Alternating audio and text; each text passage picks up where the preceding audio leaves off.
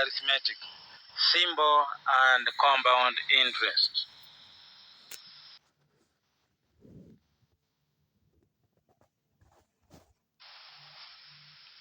At the beginning of every year, a man deposited 10,000 shillings in a financial institution which paid compound interest at the rate of 20% per annum. He stopped further deposits after 3 years. The money remained invested in the financial institution for a further 8 years. A. How much money did he have at the end of the first 3 years? B. How much interest did the money generate in the entire period? Now, part A, we shall use the formula to calculate annuity deposit. That formula is you take the annuity multiply by 1 plus r raised to the power of n minus 1 all over r in brackets, then multiply by 1 plus r. Here, r is the rate of interest per annum, n is the number of years.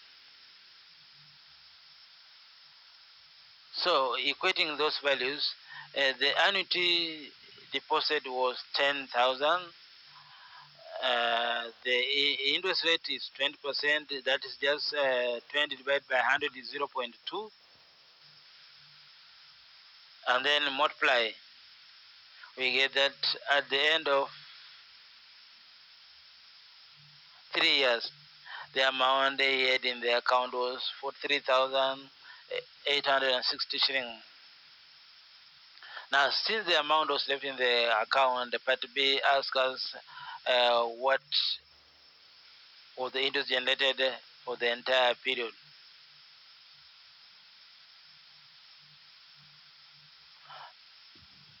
Now we know that the amount the person deposited was only 30,000 shillings because he deposited 10,000 for 3 years. Each year was 10,000. Now we compute the amount in the bank using compound interest formula. Amount is equal to principal into 1 plus r raised to the power of n, and we get the amount to be 187,816. Now subtract from what he deposited in the bank, we get that the interest was 157,816 shillings. Mr. Ngeni borrowed 560 shillings from a bank to buy a piece of land. He was required to repay the loan with the simple interest for a period of 48 months. The repayment amounted to 21,000 shillings per month. Calculate the interest paid to the bank, B, the rate per annum of the interest of the simple interest paid. If the months are 48 and each month is paying 21, so the amount repaid is 1,008,000 shillings. Now the amount borrowed was 460,000.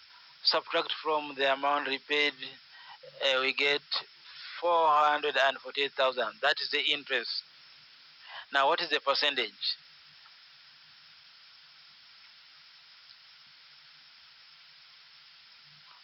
The percentage, the rate of interest will be r multiplied by the interest times 100 all over the principal 560 times 4. We get that the percentage was 20%. A financial institution charges a compound interest on money borrowed. A businesswoman borrowed 16,000 from the financial institution. She paid back 25,000 shillings after 2 years. Find the interest rate per annum. So we use the compound interest formula to compute that. And if you put there the variables and compute to get the rate was 25% per annum.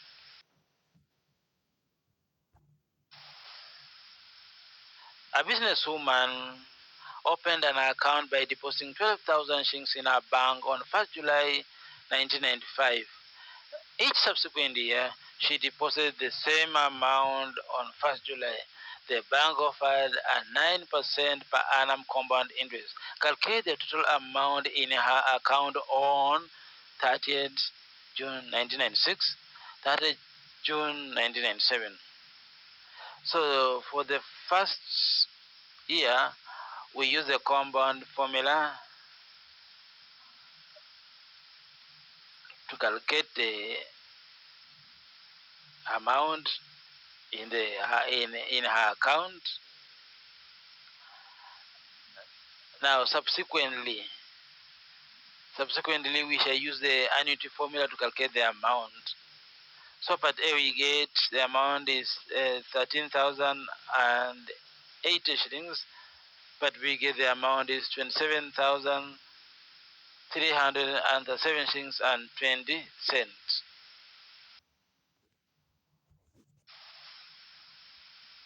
A tailor intends to buy a sewing machine which costs 48,000 shillings. She borrowed the money from her bank. The loan has to be repaid at the end of the second year.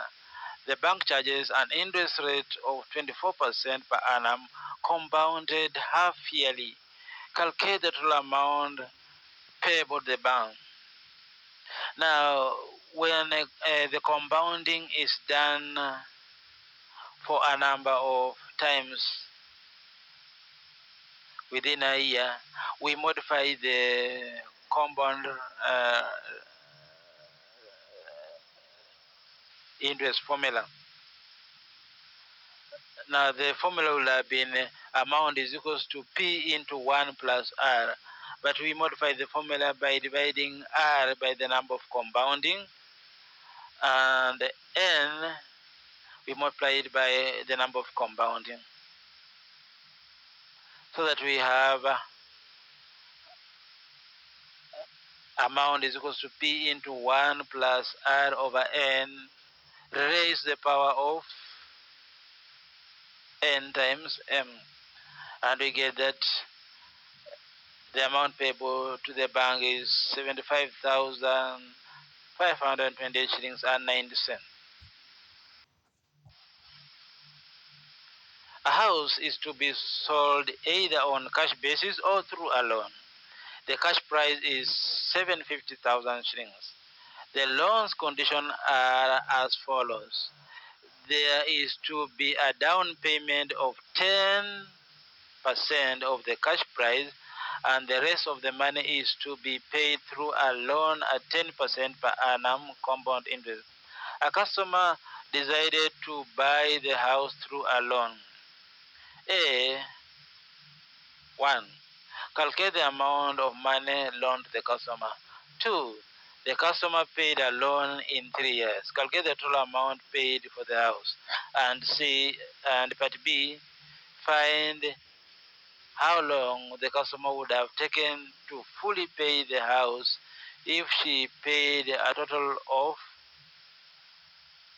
891,750. Now, part A1, the cash minus down payment will be taken as 750,000 minus 10% of 750,000, which is 675,000. Part A2, we are computing the amount after 3 years. I've put there the formula and then I put the variables in the formula.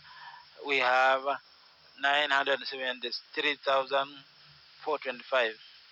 Then part B, we have been told to calculate the duration in which the customer paid for the house, given that he paid the loan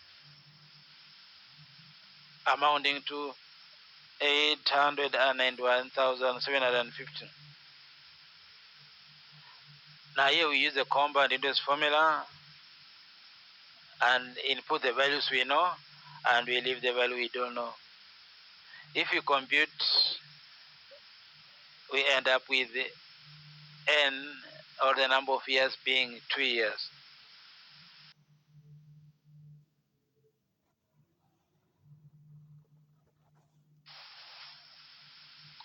A bank either pays simple interest at 5% per annum or compound interest at 5% per annum on deposits.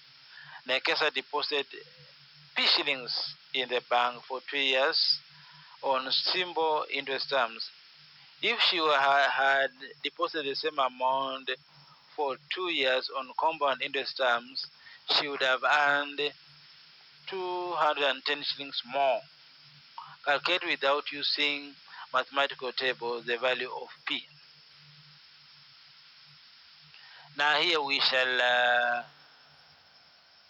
equate the two scenarios. Now if we deposit the amount on compound interest less simple interest, you would have earned more. So you compare the two scenarios and subtract to get 210 more. In this case, we assume we don't know what she deposited. That becomes P. We calculate and we find our P is 84,000 shillings.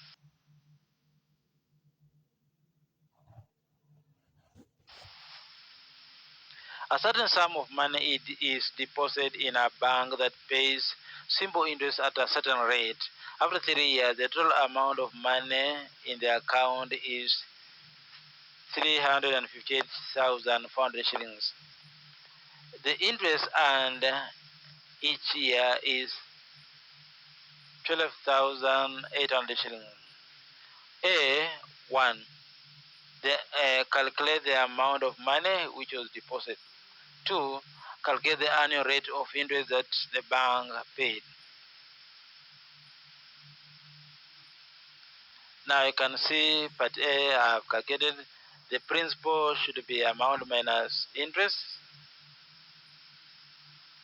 Now we have the amount you have been given and the interest you have been given for each year. So you multiply by 3 to get for all the year.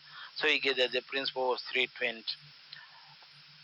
Part A, part 2 of it,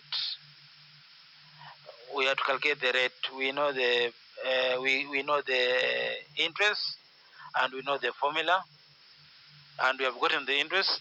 So you just put the variable in that formula and you have the interest as 4%. Part B, we have been asked, a computer whose market price is 40,000 shillings is sold at 56,000 shillings on hire purchase terms. Kyoko bought the computer on hire purchase terms. He paid a deposit of 25,000 of hire purchase price and cleared the balance by equal monthly installments of 2,625 shillings. Calculate the number of installments. So here we put the details. The market price is 14, the hire purchase is 56, the deposit is 14, so the balance is 42,000. And the number of installments would be divide the balance by the cost of each installment, we get the number of installment to be 16.